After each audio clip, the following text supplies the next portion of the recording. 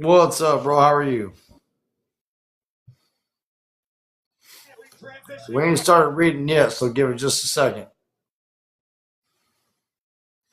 Welcome in, everybody. Welcome in. Welcome in.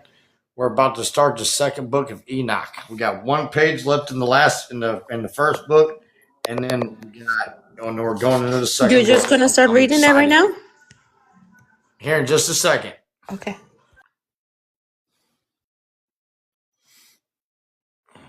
You have a glider? Yeah. So I think glider would be great. Nice little napping area. This has an old glider, it's like from the 50s. A glider would be good at this camp because they want to like have places to nap and rest. You know, you just sit on this glider and rock back and forth. Perfect. So that and basketball hoop. I'll make a new backboard for it. Sorry, I'm trying to fix something here. Have an old backboard and hoop. They love basketball. They're a big basketball family. So I want to put that back up. Straight up. So yeah, basketball hoop and the glider. Okay. I'll look at this. Grab something quick. Oh yeah. Look at that. You've got to get new posts, new pots. Yeah, get everything posted, leveled out. So that's really the next step for quite a while. I think I want to be able to walk that mound onto the deck. No step up, no step down. I think so, yeah. I think it's straight across. Well, look how close we are at this point. We gained about 8 inches today.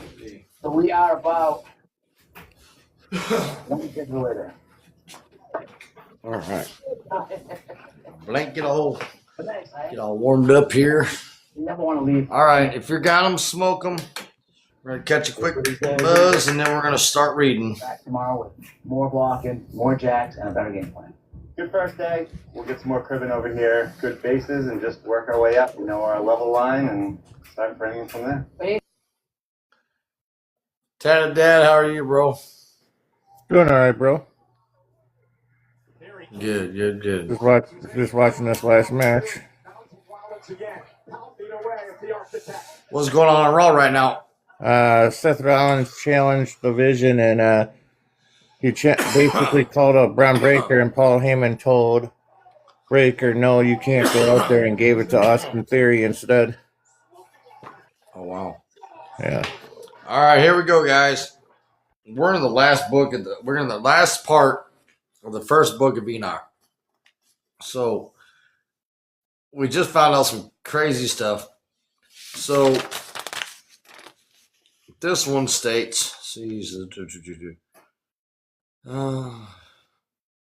talking about like what Noah looked like when he was born, and they're talking about what he was descendants of. So it says here, let me see, let me find where we're at. It says, all their blessings have I related in a book, and he has rewarded them, and have been found to love in heaven with an everlasting aspiration. God has said, while they have been trodden down by the wicked men, they have heard from the revelings of the blasphemies, and they have been ignominiously treated while they were blessing me. So basically, like while you were worshiping God, they're being mistreated. Pretty much is what it boils down to. Okay. So it was basically like me praying or saying, "Hey, I believe in Jesus Christ," and somebody just being ignorant to me because I believe in the Savior.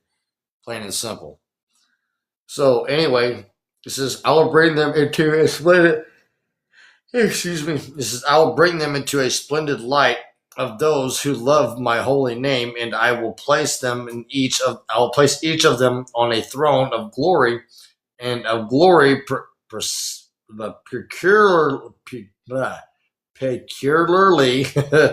peculiarly. This is weird. They say some long ass words. Peculiarly, I can't even read it. His own, okay.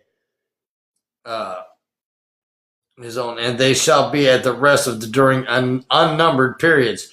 Righteous in the judgment of God, and the faithful shall he be in the faith of the habitations of the uprighteous. They shall see those and who have been born in the darkness, into the darkness shall be, and cast a while of righteous shall be at rest. So he's basically saying all the sinners and stuff are going to be dealt with, and then the righteous are going to be just be able to chill and just be at rest finally. It's pretty cool. So it says, while they exist in splendor, I keep yawning. Sorry, guys, I'm old.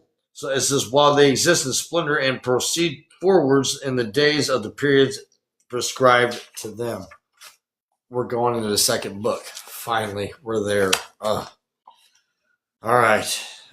So the first book, you're going to see this picture here. It says, Enoch stands beneath the celestial expanse, illuminated by a divine light as he contemplates the mysteries and revealed to him. Then the figures around him represent the generations who will inherit his visions and wisdom. Wow. Okay, so this is him standing and seeing like all the future. This is Enoch. Him still as a mortal man. He's seeing everything in front of him being done. That's crazy shit, man. There we go. Hello, how are you?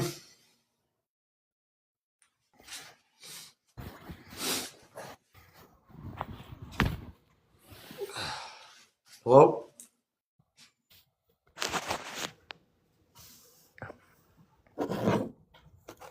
Do you have a question? Oh boy, here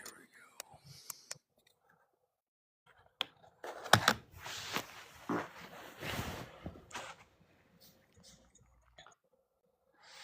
Our first block party. Yay. Hello. Oh, how are you, ma'am? I'm doing good. I'm glad to catch your live tonight. Hey, that's awesome. Thank you for coming and hanging out. I appreciate it. So we're finally getting to the second book of Enoch. And it's talking about Enoch seeing the future generations of all the stuff that's been shown to him. Like all the visions, all the crazy shit he's seen. You know what I mean? So I'm going to show you that one more time. This is him, Enoch, as a mortal man. He's looking up to the celestial heavens. And you can just imagine, like, being Enoch for a second. Imagine being able to look up at the sky and you see more than what you actually are. You see with a different type of mindset. Man, that's got to be trippy. So it says Enoch, also known as the Book of Secrets of Enoch, the Secrets of Enoch, the mystical and the powerful text. That is a fact, mystical and powerful text that takes us deeper into the story of Enoch. Written as the first person, describes how Enoch is taken up to the layers of the heaven and the radiant angels of not in his death, but in life. As he moves upward, he sees inner workings of the creation of the stars and sees the rivers and fire of angelic beings with specific roles. This journey is not about travel. It's a process of transformation. Let me make that clear. It's not about traveling. It's about transformation that Enoch took. You understand? Enoch transforms like 3 different times. He becomes like an angelic being, and then he becomes like a prophet, and then like this like wise man in heaven, basically. And then he becomes like a saint in heaven, and then he becomes like this alpha being. It sounds like something like Transformers, but honestly, he becomes this being known as Metatron. And he's like this all-knowing, wise being up in heaven. So it's crazy. So anyway, it says, by the time Enoch reaches the highest heaven and he is no longer only a man, he is made divine. See, there you go. One of the most striking features of the book is how he combines cosmic vision with the moral teaching. Enoch is shown how God created both the visible and the invisible worlds. Listen, visible and invisible. That's where faith comes into play. For those of you who are spiritual with the Father, that's where our faith comes into play. Okay? Oh, Lord.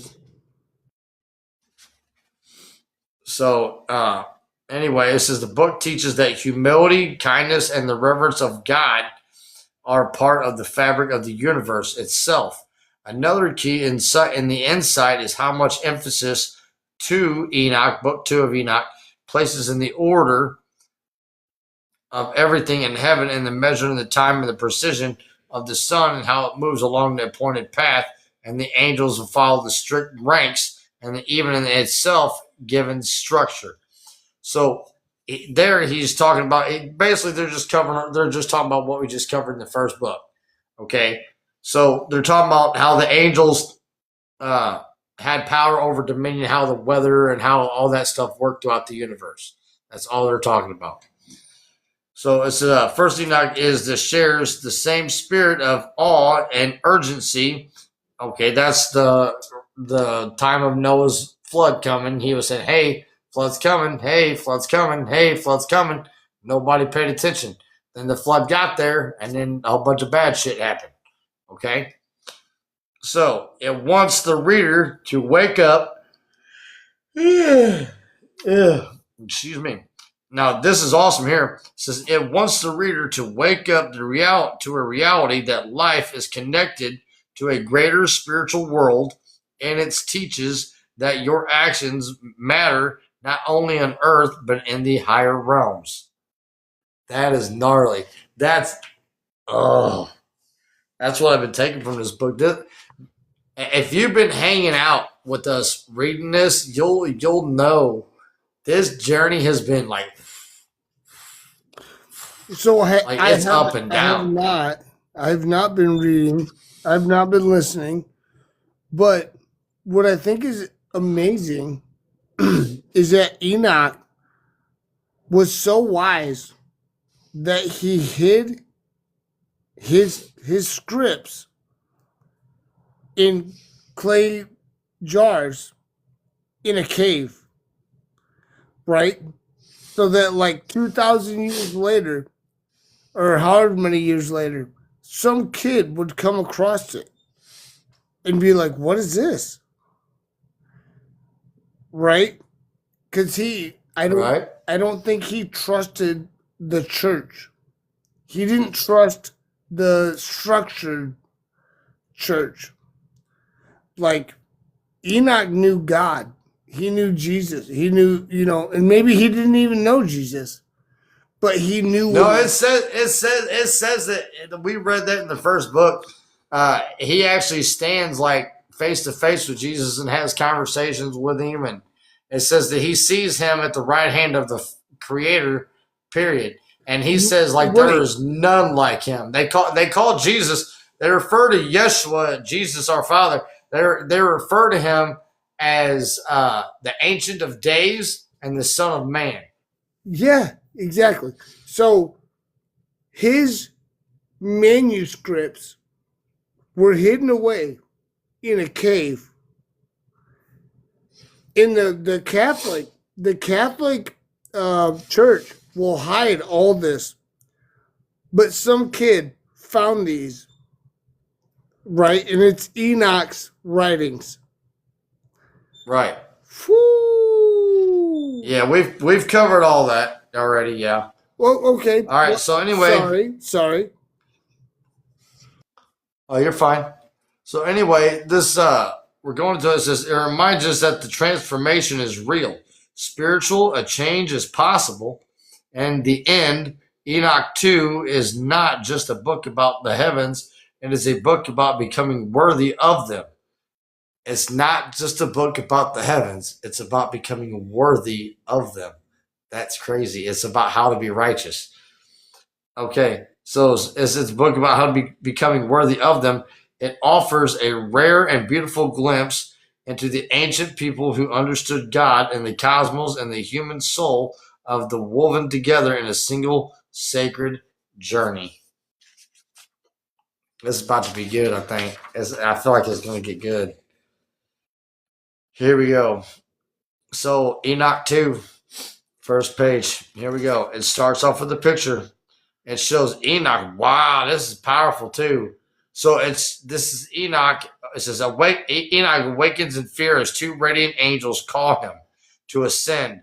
Their fiery eyes and glowing forms light the room with divine presence. Dude, there is fire coming from these dudes' mouths. And I'm about to show it to you. Look at this thing. If you can see this right, look at this. Look at their mouths. There's that light, that white light around their mouths. That's fire. That's like, oh my, oh wow, that's creepy. Hey, let me talk to you. Oh, no. Deuces, dude. Get out of my room. So anyway, chapter 1, here we go. There was a wise man, a great artificer, and the Lord conceived love for him and received him that he should behold the uppermost dwellings, and he sees the eye as being eyewitness of the wise and the great and the conceivable and the innumerable realm of God Almighty. Wow. So he straight like he was like, hey, look, he looked at his angels. He was like, hey, this Enoch guy, he is so righteous. Go get him. Go get him. Don't mess around. Don't let nobody mess with him. Go get him and bring him forth. He's the one dude I'm going to share everything with. Wow. So, whew, that's heavy right there. So it says, excuse me, guys. I'm so sorry. And the many-eyed stations of the Lord's servants, and the inaccessible throne of the Lord, and of the degrees of the manifestations, and its incomparable hosts, and of the ineffable ministration of the multitude. Wow, there's so many long words here. And his ministration of the multitude and of the elements, and the various apparition and inexpressible singing. So it's talking about, okay, I'm going to shorten this up. It's talking about all the angels. When Enoch was taken to heaven, the very first thing he saw was all these different angels and beings worshiping God.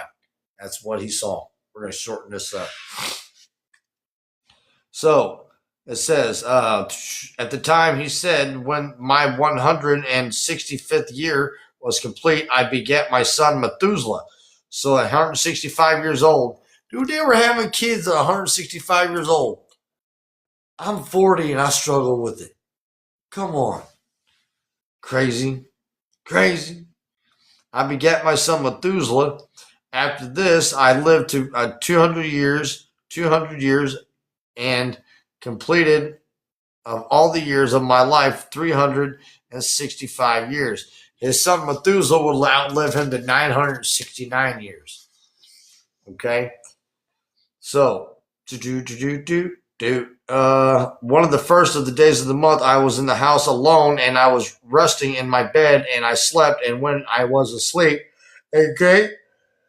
Sorry, guys, I keep going. A great distress came upon me into my heart, and thus I was weeping with my eyes in sleep, and I could not understand what this distress was, or what would happen to me. And there I appeared to me 2 men exceeding big, so that I never saw such an earth. Their faces were shining like the sun, and their eyes were like burning light, and their lips was like fire. Yep. Coming forth with clothing. Wow. That's nuts. That is straight like insane. Oh, what was that? Oh, the dolls. Here we go.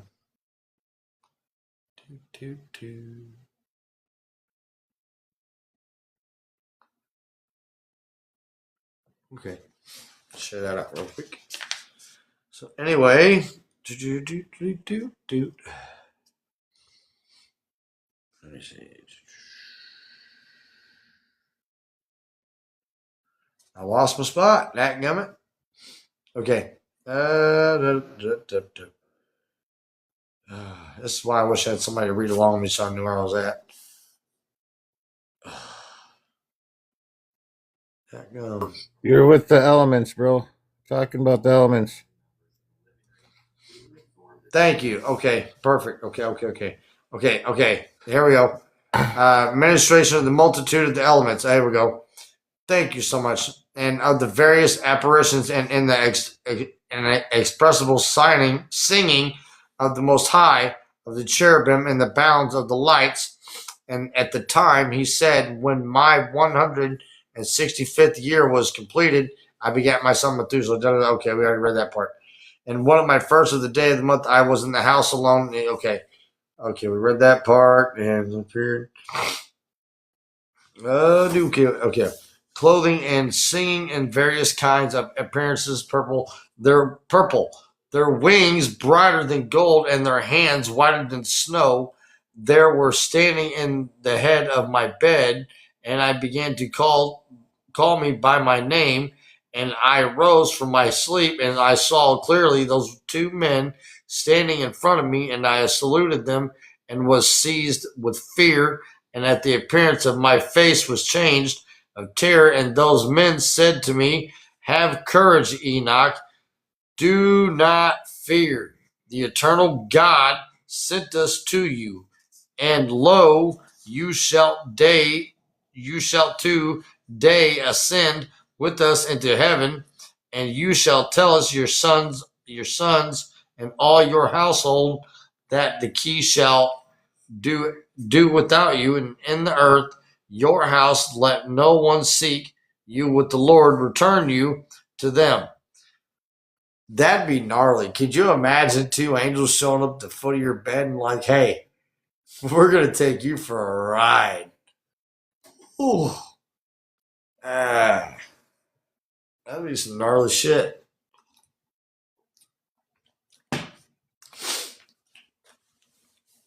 Wow. So anyways, it says, "And I made haste to obey them and went out from the house and made to the doors, and as was ordered me, and I summoned my sons Methuselah and Rezem and Gadad, and made known to them all the marvelous men who had told me." Okay, so he had just woken up. This is him waking up. This is Enoch waking up from all these trips that the angels just took him on. And he's telling his sons and he's telling his family, this is what they showed me. Chapter 2. "Listen to me, my children, and I know whither I go or what I befall me. Therefore, my children, I tell you, turn not from God, but before the vain, who made not heaven and the earth, for those shall perish. And those who worship them and made the Lord make confident your hearts as the fear of him." So fear the Lord, period. That's what he's saying. Fear God. Okay. So it says, "And now my children, now my children, let no one think to seek me until the Lord return me to you." Wow. So he's like, wow. So Enoch knew he was passing. He knew his time was. He knew he wasn't passing, but he knew something was coming, and he was letting his sons be prepared for whatever happens to me. Know it wasn't bad, and know that if you see me here, it's not me; it's something else posing as me. Wow. So it came to pass, chapter 3, it came to pass when Enoch had told his sons that the angels that took him on their wings and bore him up to the first heaven and placed him in the clouds, and there I looked, and again I looked higher and saw either placed me on the first heaven and showed me every great sea greater than the early earth before. Wow. Chapter 4. So they brought me before my face the elders and the rulers of the stellar orders, and showed me 200 angels, the fallen angels. We've already talked about them, who ruled the stars and their services of heavens, and fly with their wings and come around all those who sail. What? Who ruled the stars, their services to the heavens, and fly with their wings and come around all those who sail. Is he talking about those on the ocean? He's talking about the ocean. Okay. He's talking about the ocean. Okay, so we're going to get into that. And here I looked down and saw the treasure houses and the snow and the angels who keep their terrible storehouses and the clouds whence they come out into which they go. Chapter 6. They showed me the treasure house of the dew like oil and the olive and the appearance of its form as of all the flowers of the earth. Further, many angels guarding its treasures as treasure houses and these things and how they are made to shut and open. Huh. Oh, we got people wanting to come up here. Go. One more. Got another one there. Hello, how are you? Hello? Hello. Hello, how are you? Well, keep reading. Oh, Joe. I'm butt I in. know, Joe, my reading ain't that great, dude. I'm not a scholar, buddy. If you don't like how I read, you can go somewhere else, man. You know, I stutter a little bit. That's why I don't like reading a whole lot, but I'm doing this because I feel like I need to. You have to. It's too good. So anyway, we're going into chapter 7. And those men who took me and led me up into the second heaven, and they showed me the darkness and greater than the earthly darkness. And there I saw a prisoners hanging, watched and awaiting, and the great boundless judgment of these angels' spirits were dark looking, more than earthly darkness, and insensely making a weeping through all the hours. Man, so wherever they were miserable. Okay, so that sucks. Well, shouldn't have broke the law. And I said to the men, who were these things before me? And he says, wherefore are these insensible tortured? They answered me, and they are God's apostates,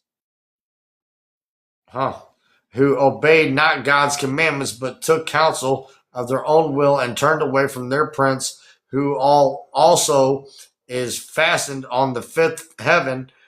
And I felt the great pity for them, and they saluted me, and they said to me, man of God, pray for us with the Lord. And I answered to them, who am I, an mortal man, that I should pray for angels, spirits? He's like questioning. Who knows whither I go, or what I will befall me, or who will pray before me? So these angels are asking Enoch to pray for them, because what they had to do to deal with those fallen angels. Could you imagine an angel, a perfect being, asking a mortal, a human, asking you to pray for them? Bro, that's deep. That's deep. We're going into chapter 8. All right, we're not going to stay on here too late tonight, guys, so we're going to hit a few more chapters and get off here. So, and those men took me thence and led me up onto the third heaven and placed me there. And I looked downwards, and I saw the produce of the places that has such never been known for goodness. And I saw all the sweet flowering trees, and beheld there the fruits of which they're sweet smelling, and all the foods of the born by them bubbling with fragrant exhalation. So he's talking about he saw the Garden of Eden. He saw that perfect garden, how perfect it was, man. So, wow. This is in the midst of the trees, that of life, the tree of life, and the place wherein the Lord rests, a place whereon the Lord rests. So this is a place. So God rules at his throne, but like a king, he ain't going to sit there all day long. He's got a place where he goes and chills. He just kicks back, relaxes, watches his creation. That's pretty cool. You make I this can gonna be a understand short. that. Why is this a short night tonight, bro? Buddy, I'll be honest with you, I am real tired, and I've got a baby that hasn't slept very well the past few nights because she's teething. Damn. Oh, damn. I know that feeling. So yeah, It's going to be a short night tonight. I do apologize. Usually we go for a few hours, but I'm beat tonight. I told the wife I wouldn't stay up tonight, and I got to work tomorrow. So, All right, bro. yeah, Tic Tac don't pay me enough to stay up all night. So anyway, All right, Lord rest when he goes up into paradise, and this tree is inevitable goodness and fragrance, and adorned more than every existing thing, and all besides it. It is in the form of gold, looking for the vermilion of the firelight, and covers all. And it has produced all fruits. This is the tree of life, and the root of it is garden, is the earth, is earth's end. So the Garden of Eden, and that holds the tree of life, the roots like literally extend to like the inner earth, as it says, like way deep from the beginnings of the earth. Bear Reaper, what's going on, my guy?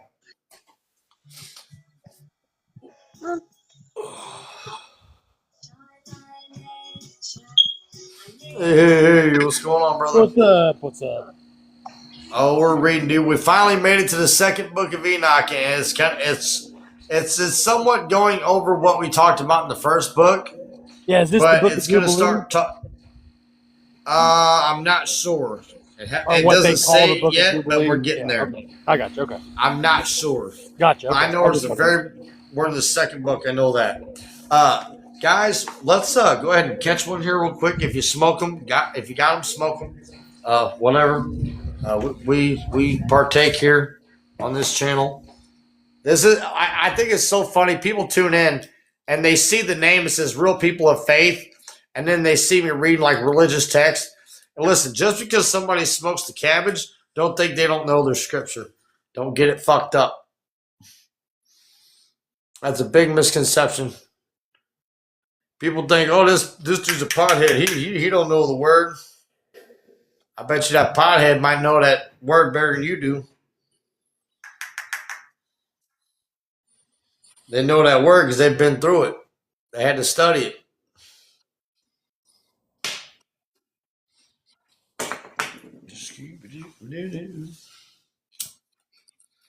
Can I ask you a question? May I? Yeah, go right ahead. Shoot. Okay. So the book of Enoch, what do you think about it? It's a trip. Yeah, it is, isn't it? That's what It's a trip. I got it. I'll tell you like this. What I've noticed, okay, I keep my regular Bible here next to me while I'm reading and stuff, so I can try to discern what I'm dealing with, and I pray before I go live, right? Okay. So I can try to, hopefully whatever's going through me is in the Father's will. I try to make sure I'm not lying or trying to misinterpret anything wrong. Right. And so what I've noticed in the book of Enoch is it is taking me on a ride. Is in the beginning, you know that thank you for that, heart me, bro. You know that you're reading about Noah's flood. You know you're reading about the apocalypse in the past. But where you get mixed up, bro, is you start thinking that you're talking about today's time. You get so confused on that. You get so mixed up. Are we talking about Noah or are we talking about us? Are we talking about Noah? Are we talking about us? And then that's where this comes into play. What did Jesus say? So like it was in the days of Noah, so shall it be in the end of man. So when you're reading this, it's Jesus' prophecy coming true, plain and simple. Right. And then can I say something? Can I say something about the book of Enoch that Bible scholars struggle with? Only thing they struggle with is that it wasn't commonly accepted when they were creating the Bible or the canon, meaning that it wasn't adhered to in most of the communities at that time. It was a rarity. Okay.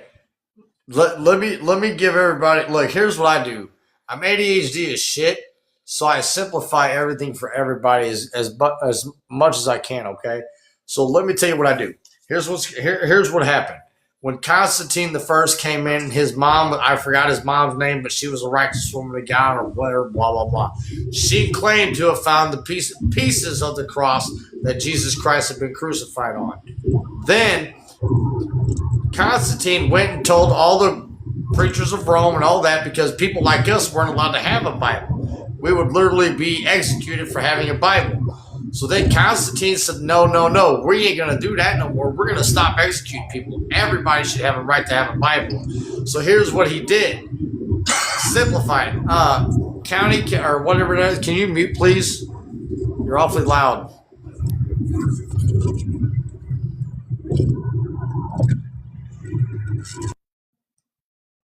Yeah, there we go. Thank you so much. So basically, what happened was, wait, I lost my train of thought there. Where was I? Constantine said everyone could have a We're talking Bible. about Constantine. Okay. So Constantine's okay. Now I know that. So Constantine was like, no, everybody deserves to go to heaven. Everybody deserves a book of righteousness, right? So he went to the Roman Catholic Church and he said, I don't give a shit about any of the secrets. I don't give a shit about any of the other dark stuff. I don't care about your spells. I don't care. Keep them. All I want is the books of righteousness to give to the people. That's all I want. So the Roman Catholic Church, long story short, picked apart all the history books of what they had in the Vatican. We all know the Vatican's an evil, dark, secret, fucking covered place. We all know that shit. So bottom line, they picked out what they called the books of righteousness, and they gave us this. Plain and simple. End of story. And then, now I say this in every single live. Reaper, Bear Reaper, Tatted Dad, Shannon up there, they can all attest for this. I say this in every single live. This is where discernment and the Bible comes into play. Is when God gives you directions in this thing, okay? Basic instructions before leaving earth. When you're reading your Bible, God knows. I repeat this every single live. God knows it was written by man. God knows it was manipulated by man. God knows everybody was going to misinterpret it because they're human.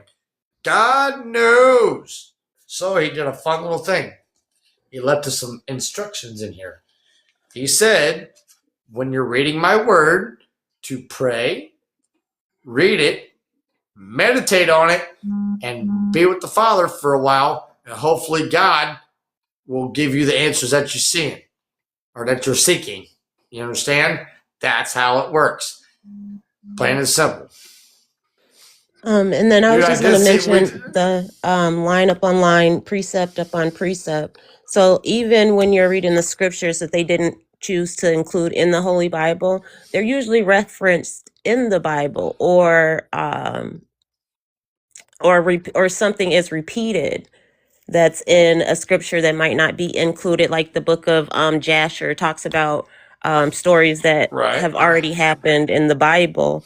So you can kind of take that precept and you can find it in the Bible. And it's kind of like the rule of witness, right?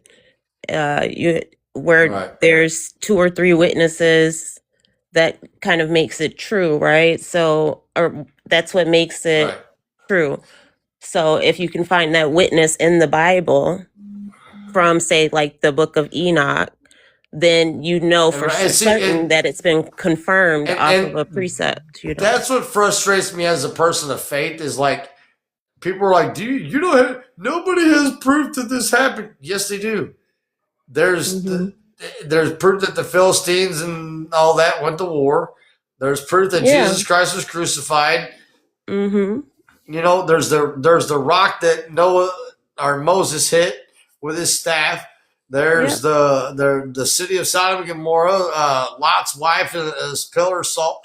All these things there's proof of right here on earth. And also, let me throw it to a fact. If you don't believe the Bible that it's true, let me tell you like this. It's not my job to convince you. It's not my job. It's just, look, I read something today that blew my mind. Okay. It's not, I love this too. It's not my job to convince you. It's not my job to convince you. It's not my job to judge you or critique you. It is simply my job as a person of faith to simply make sure you've at least heard it. That's all I got to do. That is all my part is. All I got to do is reach out and go, hey, have you heard the good word, kind of? And then I try to teach you little things. If you take something spiritual from it, great. If you don't, that's on you. That's just the way it goes. All my job is not to necessarily preach, but is to at least share what I'm reading. And I want to tell you right now, when it comes to the book of Enoch, you might as well listen to what Enoch said, because look, if Enoch was such a righteous person, he got taken up to heaven without experiencing death, I think I'd want to listen to that guy. Just saying. Mm-hmm. And if you don't, and if you don't think the Bible's real, then you're on the wrong channel, because if the Bible isn't real and Jesus isn't real, then how come it's been fought over for more than 3,500 years? Okay. The Bible had a question. He said he asked. Go ahead. Why? Go ahead. What is your opinion on why they didn't include Enoch, the book of Enoch, in the Bible, in the final version of the Bible? Because the Roman Catholic Church deemed it too outrageous. It's because Constantine was so specific about what he said he wanted in the Bible. So he said, don't give me anything outlandish. Don't give me anything mystical. He literally said, look, people misconstrue shit and people overcomplicate things. This is what I love about my channel. And with my ADHD, I have to simplify shit. So if you read what Constantine really wanted, go read the diaries of Constantine. Go read them. He was very strict. He said, I'm not trying to create any more bullshit. We got enough bullshit to deal with. Let's make it simple. I think the dude was ADHD. He went in, he was like, no. No more bullshit. I don't care about all that shit. Just give me the righteous stuff. So the church was like, this is our chance to manipulate everything. Anything that has been written. Constantine was more concerned about his political plight, and he accepted the scriptures just so he can win votes and win, that type of stuff. And what did I just say? What did I just say? Yeah. He said, we got enough shit to deal with. Just give me what's righteous so I can get people into heaven. That's all he was doing. You think he was really interested in getting people in heaven, or more interested in his political career? And here's the fun part. I've read bits and pieces of his diaries. Man, this is where your faith comes into play.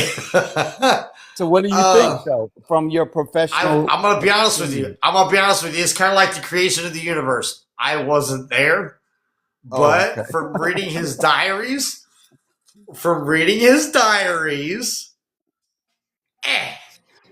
you know what I'm saying? Right. That's about as good as I can give you. I don't know. He was a very righteous man. He was. You can't take nothing from him. No, but the Most High super rules. So we can try to defer and change God's super rules. He's sovereign. This is where I say only God knows your heart, my friend. Yeah, you know what I'm saying? So my whole thing is kind of to back up of how God knew the Bible was going to be misconstrued by men. The whole Constantine and the Paul thing, I think, like you said, it's the basic instructions before leaving Earth. Basic.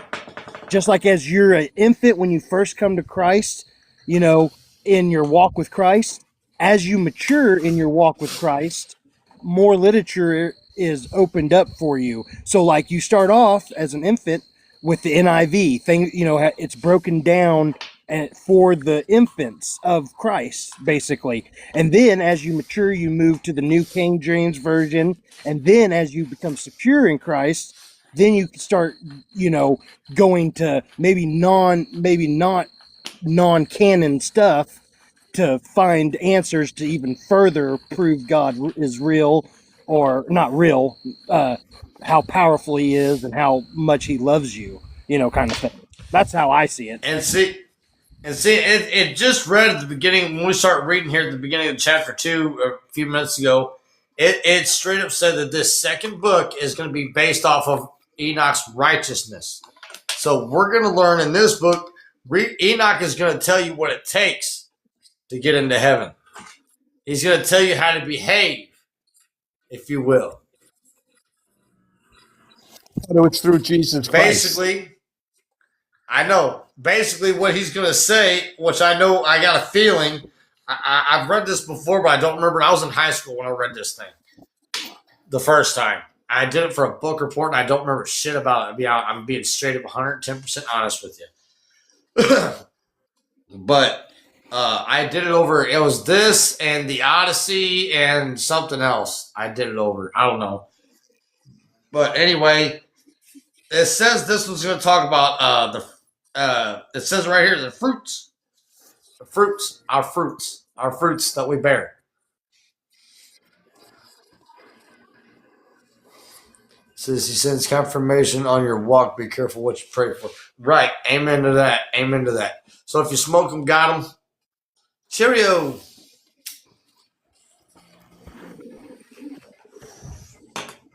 All right, and we're off.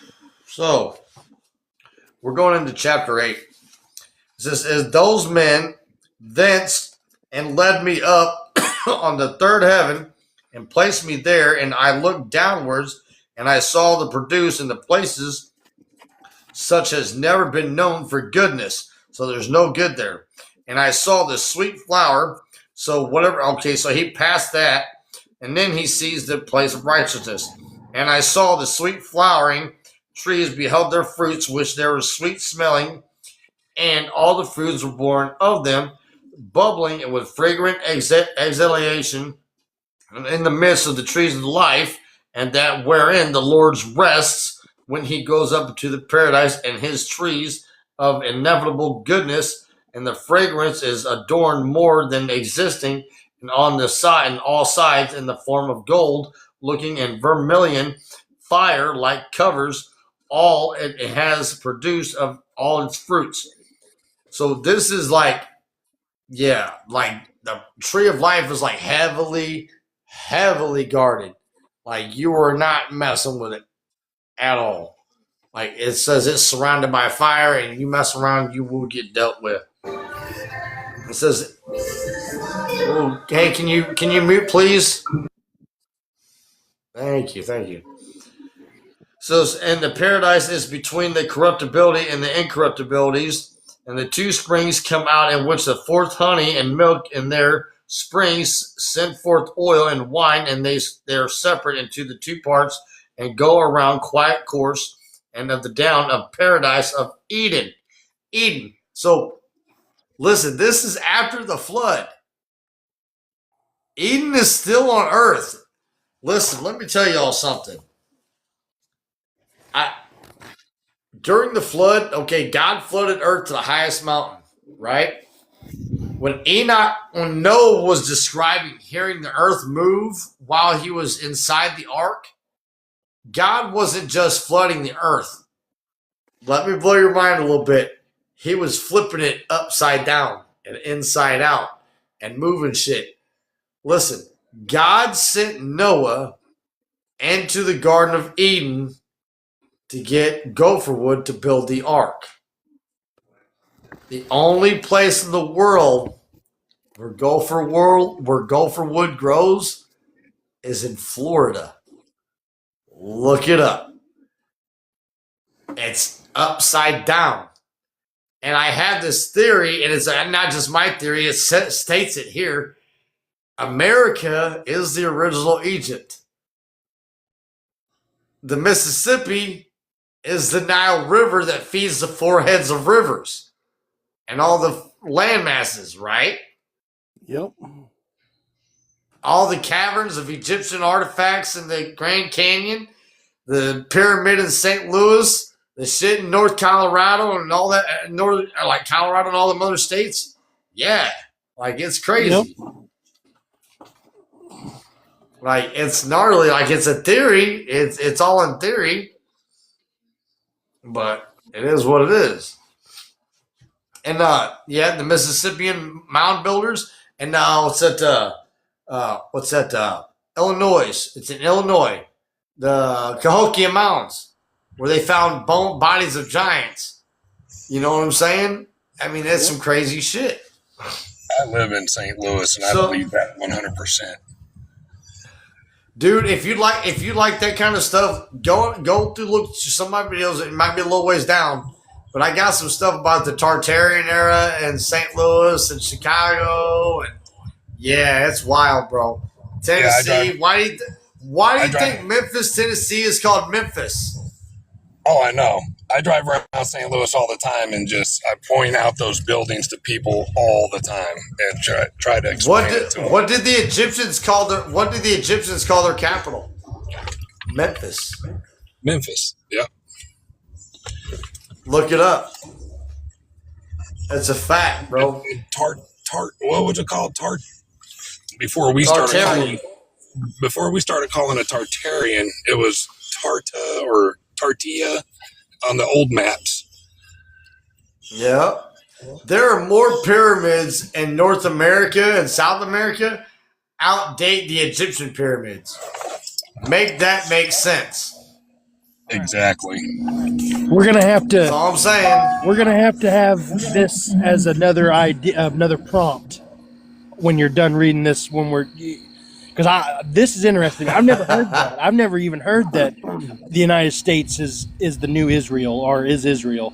I've never heard that. Bro. Never. Let me see if I can find it here. Hold on. No. Let's just read the book. It's fine. We can talk about this later. Okay. I'm not going anywhere. Okay. That theory's been around for a pretty long time.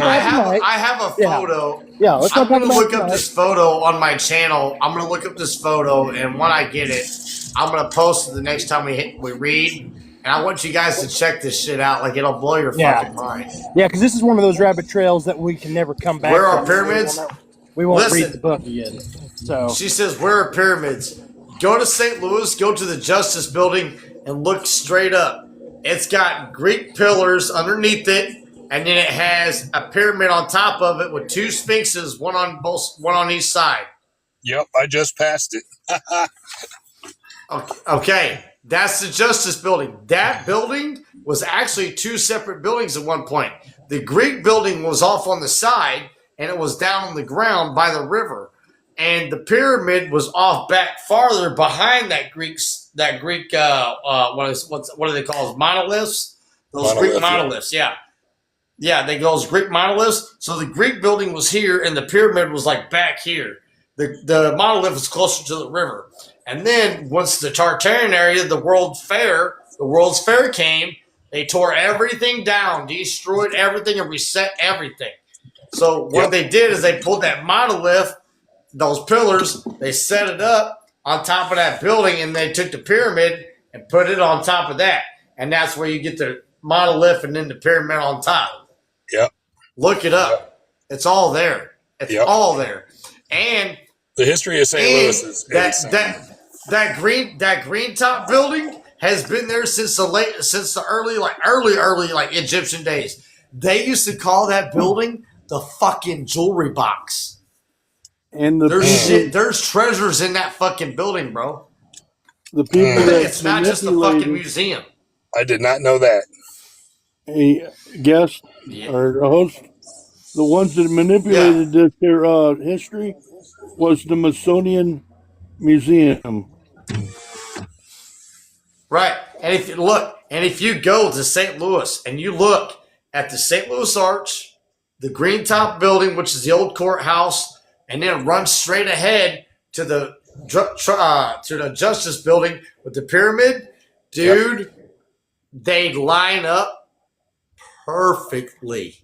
They are perfectly center from tip to tip. All those buildings line up. The arch is a portal. Yeah. Yep. So the theory goes. Yeah. Well, I believe it also manipulates the weather here. Because St. Louis, man, they can have some crazy storms heading right to St. Louis, and right before it hits St. Louis, it'll Y off and go completely around. It's insane. Hey, Yeah. let's get back to reading. But I got one question for. All right. Hold on 1 second. Hey, Tina, are you over 18? I looked at your profile. A lot of pictures are of a young kid. Are you over 18, Tina?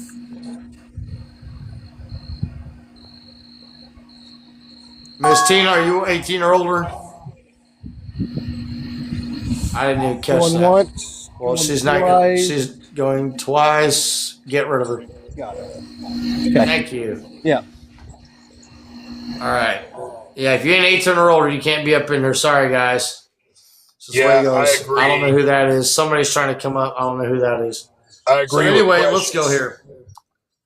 So, so anyway, let's get on here. So anyway, it says, and here there is no unfruitful tree, and every place is blessed, and there are 300 angels, very bright, who keep the garden, and with insistent blah, and incessant sweet singing, and never resilient 62 voices serve the Lord throughout all his days and hours. All I said is how very sweet this place is, those men who said this to me. So these angels are all praising God right in front of Enoch in the Garden of Eden. Like God is like literally kicked back, having himself an iced tea, and like these angels, like God is chilling in the Garden of Eden, and just he is basking in his shit. And the angels are singing to him and worshiping him, and he's taking it all in, baby. He deserves it. So, chapter 9. Excuse you, sir. Excuse me. So, anyway, it says, Hey, wait. I have I have a theory. Okay, go ahead. All those all the sports stadiums, like the Packer stadiums and all the football stadiums, I feel like those were like ancient, like Egypt things, where like they did the Roman. The Colosseums. Yes. Yeah, okay. I'm gonna be honest with you. That has to do with greed and shit nowadays. But I'll be honest with you, those aren't really ancient. I'm not saying there's not something ancient linked to them, but that is more of a true modern thing. Because ancient philosopher said it. His name was Juvenal. He said it in like 55 AD, I think. I might be wrong. But he said, if you want to distract the people, simply give them bread and games. Look that up. All right. Yep. And the Rothschilds follow the same philosophy. There you go. And it works. Yep. I mean, they're like, hey, look, P. Diddy. And then we get distracted with that. Then they're like, hey, look, Epstein files. We get distracted with that. And then they're like, hey, look, aliens. And then we're getting distracted with that. You know what I mean? They change the subject to keep us moving. It's all a big fucking joke to them. So anyway, chapter 9. This is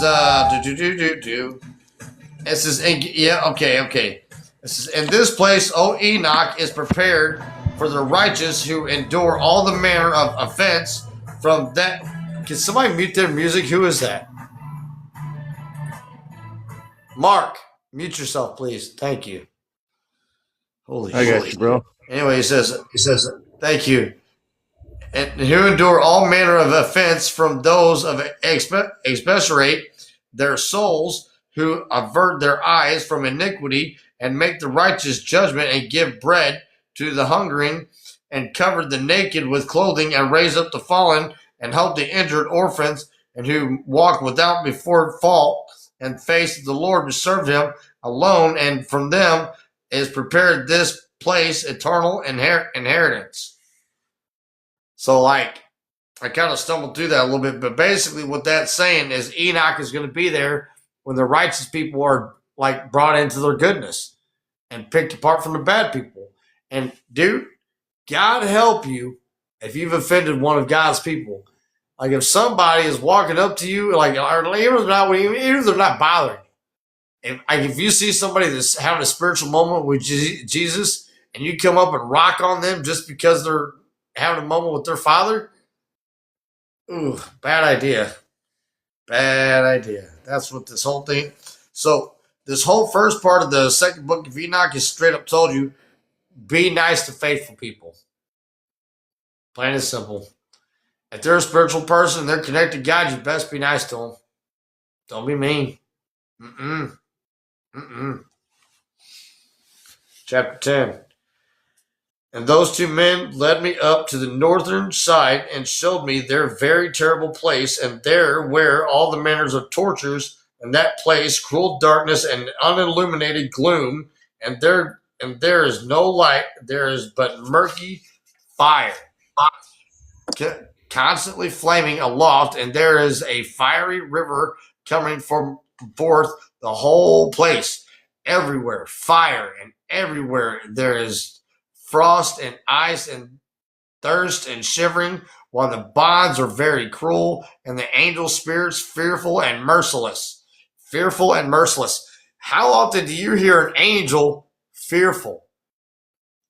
So when the angels go there and it makes them nervous, they're like, I don't want to be here. It's like they're in God's basement, like they're in the basement of the house, and they're like, they don't like it. They'd rather be up in heaven chilling. Yeah. So it says, shivering while the bonds were very cruel, and the angels of spirits fearful and merciless, bearing angry weapons, merciless torture. And I said, whoa, whoa, how very terrible is this place. And those men said to me, this place, O Enoch, is prepared for those who dishonor God, and who on earth practices sin against nature, which is child corruption, and after this sodomistic fashion, magic making, enhancement, and devilish witchcrafts, with the boast of their wicked deeds, stealing lies, calumnies, envy, rancor,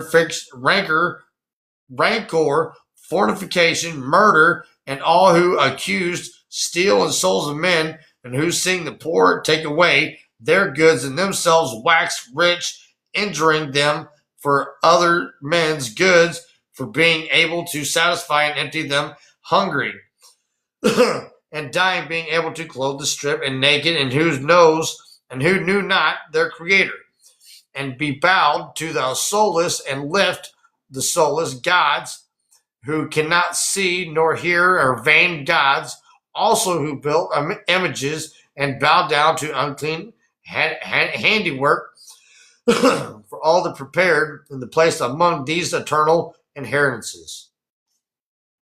Okay, I flew through that kind of quick. So basically where Enoch is, he's in the pit. Somebody said it up there in the chat. He's in the pit. He's in the lowest part. And we're getting ready to go into chapter 11 here. Enoch, man, what he just saw, that's some scary shit. Because like you said, he even had the angels like nervous. He's seeing the torture chambers of hell. Like, that is crazy. And they call it unclean, yeah. And the one thing I did see that stood out in this is, don't hurt them babies. If you hurt a baby, you're going to fucking get it. Plain and fucking simple.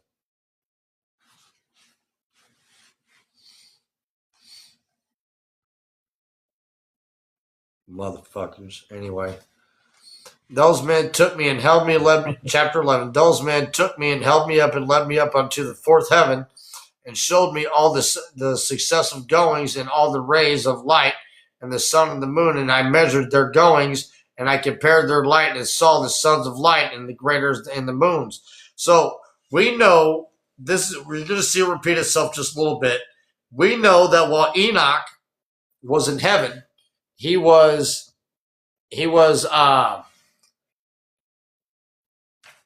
took note of a lot of stuff.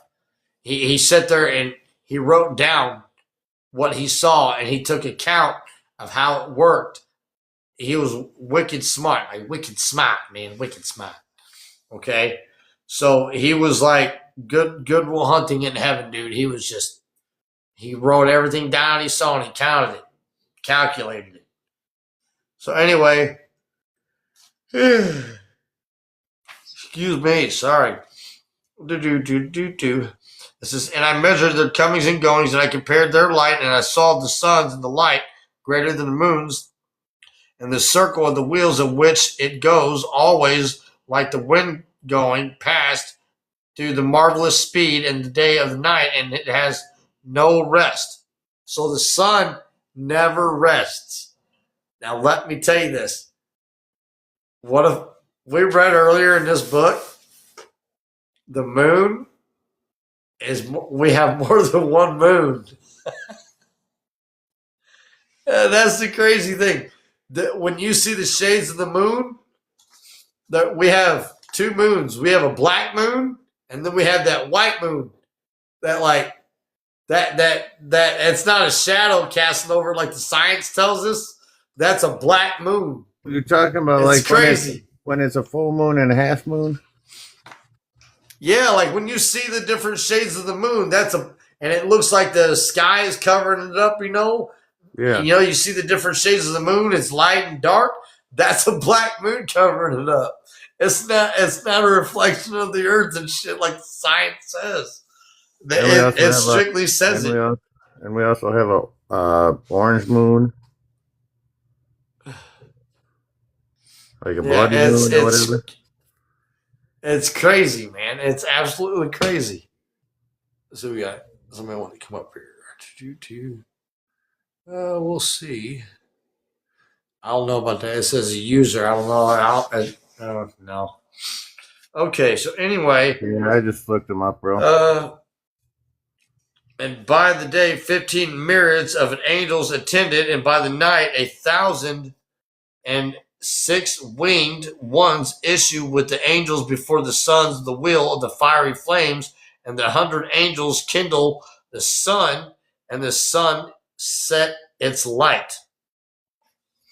So the angels, they get involved with the movement of the sun, I guess. Let me see. We're going to finish these next two chapters here real quick, and we're going to bounce off here. Okay, it says, and I looked and saw other flying elements in the sun. Those names are phoenixes and the chalkerdgy, and marvelous and wonderful, and with feet and tails, with the form of a lion and the crocodile's head. Their appearances is empurpled like a rainbow, the size is the 900 measures with their wings. Wow. So they got a head of a lion and then a tail of a crocodile. Ugh. That's a gnarly looking angel. This is in their purple. Let's see it. And then, does it have a picture of it? No, it doesn't. It says 900 measures of their wings. They have 900 wings, bro. 900 wings.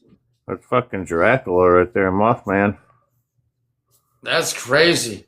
So it says 900 was the count of their wings. Wow. And purple light, it says 900 wings. Measures their wings and are like those of angels. Each has 12, and they attended the company of the sun, bearing heat and dew, and it is ordered them from God. Thus the sun revolves and goes around and rises under the heavens, and in its course, and goes under the earth with the light and the rays insensibly. See, what kind of the sun goes. The sun goes purple? under the earth. The sun goes under the earth in portals. It goes like it. Yeah, I'm not doing the whole grinder thing again, but yeah, you get the premise. It's crazy, dude. So, this is in chapter 13. And those men bore me away to the east and placed me at the sun's gates, where the sun goes, and for ordering the regulation of the seasons and the circuit of the whole year, and the number of the hours and the day of the night. And I saw 6 gates open, each gate having 60 and stadia, a quarter of one stadium in the measure of them. Measure they understood their size to be so much through which the sun goes forth and goes from the west to the east, and from main event rises through all of the months and turns back again in 6 gates. according to the succession of the seasons. Thus, the period of the whole year is finished after the returns of the 4 seasons. There are portals on every corner of the earth, north, south, east, and west.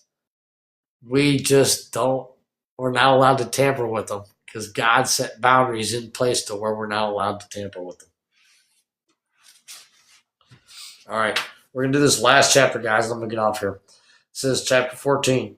And again, those men led me away to the western parts and showed me 6 great gates, open corresponding, and to the eastern gates opposite to where the sun sets according to their number, and these 300 days and 65 and a quarter. Thus gains it goes down to the western gates, and those draws its light in the greatness and the brightness under the earth, for the sense the crown of its shining in his heaven, and with the Lord and guarded the 400 angels, while the sun goes around the wheel, and the 100 and under the earth goes around the wheel. Goes around the wheel. This is the Lord guarded the 400 angels, while the sun goes around the wheel, and under the earth. The portal. It stands 7 great hours in the night and spins a half its course under the earth. It goes under the earth.